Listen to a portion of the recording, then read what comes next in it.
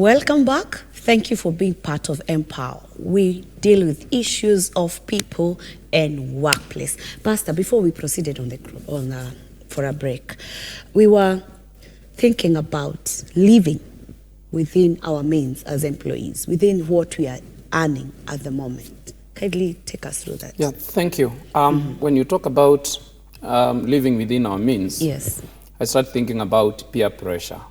We've left college together, and so is driving, so has gone into a new house, onto a 3-bedroom house. I'm still living in a single house, and that pressure makes us start looking out on how to match the life, and that is a big thing in our life today. But as much as possible, not as much as possible. This must be a rule. Yes. That if you ever want to call yourself a successful person financially, you must live within your means from the word go. And the way to do this is whether you are earning just that one salary or you have a few other hustles out there, establish exactly what your disposable income is. Yes. After all the taxes, after all the statutory payments, and as we said, after you have saved, know that this is how much I have. Number 2, you also establish strictly what your monthly expenses are. And when you establish what they are, allocate them to fit to your disposable income. And if possible, to have something hanging somewhere for an emergency. In the very medium term, if you find that it's like you cannot really live within this income, then that becomes good enough pressure to have you start looking for alternative sources of income that you can genuinely do, not stealing from the employer, not stealing some hours from work to go and do, not borrowing. For you to live within your means, you must never borrow. Borrowing for fare, for food, borrowing for rent, borrowing for consumption is a no. If you ever want to be stable in your finances. That's what I would say. That's a very strong point. Because I think in most cases, you find people borrowing for food. And they're working. So I'm looking at this as maybe one of the mistakes that people make when they're handling finances. To reach a point, I have income, yes, I'm paid. And also you find people, for example, at workplace, they even take advances, and organizations give that. But you realize, I take this advance this month, it's deducted. So by end of the month, my money is not enough. So if I'm not careful, I find myself living a cyclic life. Borrowing for fare, borrowing for food, borrowing for rent. And I'm doing something. And I think also why people also borrow is because maybe I'm living outside my means. Because I want to live in a house, I pay 7,000 or 10, yet my salary is 20,000. Then I leave 50% going to rent. I think I'll struggle. Surely. I'll struggle. You will. And I think it's good for us to take care of that. Yes, something else probably as you continue is impulse buying. You did not plan to buy a blouse, and here is a person walking in the offices. You did not plan to eat in the office, but somebody starts supplying food there, and you think, I could buy it, it is cheap. Yet you could have come to work with your packed lunch. And that is a balance of what you cooked last night, so it has completely no expense. The same gas used, the same amount of unga, everything. So impulse buying and spending on what you can spend or you can fail to spend because you can use it elsewhere. And you see this issue of impulse buying. Sometimes you just see something that, hey, this thing, if I miss it now. So you start when you see the thing, you see the money you have. You see what is in M-Pesa. You already, your mind is going very fast that I can get this thing. So I'm looking at it as a discipline. I can say no to this. Yeah, and if you see it consistently and commit yourself, Yes. never to buy anything that you had not planned for, unless at the point that you're buying it, you sit back with yourself and agree with yourself, you know what, this month I had allocated all my money and I had 500 shillings that remained for emergency. This thing can be that emergency, such that you never buy until you've sat back with yourself. Maybe, Pastor, you can also tell us, being a financial person, what are common mistakes that employees make in matters of finance, other than impulse buying? Yeah, we have a number of them. That mistake one is what you've just discussed. Yes. Living above your means. Yes. That is a big mistake that is made. Yes, yes. Number two is buying what you've not budgeted. You did not budget to buy it Yes. this month, and by the close of the month, your bed covers are changed. You did not plan it. That definitely is going to pinch the wrong place. Unwise borrowing. Yeah. Borrowing for food, as I said. Yeah. Borrowing to lend a friend. So I borrow on your behalf. Borrowing for Interesting. impulse buying. Or borrowing without thinking you're borrowing, like eating from that Mama Pima outside there to pay at the end of the month. And I didn't have to eat. I could have done without You it. could have eaten by carrying your packed lunch. Yeah, yeah, you could have done that. The other one is allowing your expenses to grow proportionally to your income. It's the end of the year, 10% increment.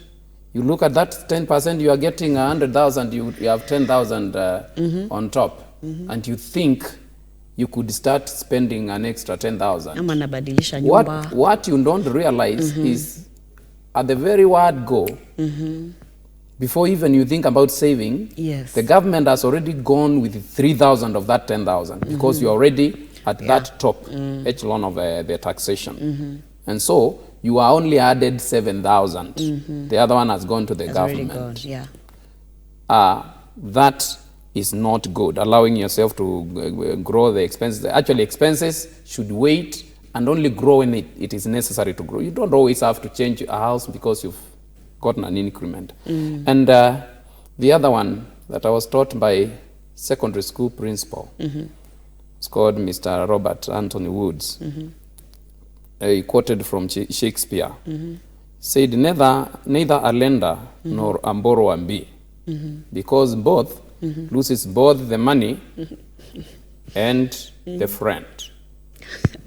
So in that case is lending what you cannot afford to lose. To lose, yes. Somebody comes, please help me with 5,000. I'll return next week when we get our advances. And you cannot actually live without that 5,000. True. In most cases, that person will not be able to pay that money or not be able to pay the whole of it. And if you are an organized person, you have been disrupted for the rest of the year. So lending what you can't afford to live with. Wow. I love those points. And I'm thinking about those mistakes. And sometimes we do them not knowing we are doing them. Sure. You only come later and ask yourself, I had 2,000. It seems I have 200. Was I robbed? Then once you sit down and do calculations, you realize, actually, I spent the money. But because you're not planned to do so, that is why I'm feeling like, I don't think I spent that money. You don't have to struggle and scratch your head. Maybe, Pastor, most people, and especially employees, don't budget. Yeah. They just spend the money as it comes. So why do you think we don't do that? I think, one, we don't do it because of our cultural backgrounds, where there was something for everybody when it is needed. Yeah. If your brother there has it, it's as good as yours. If your dad, your mother has it, I think that background contributes. The other thing is personal financial training is not something that is taught in our educational institutions along to grow people in that direction. It ought to be taught. Yeah, and budgeting is a simple skill, but it needs to be taught.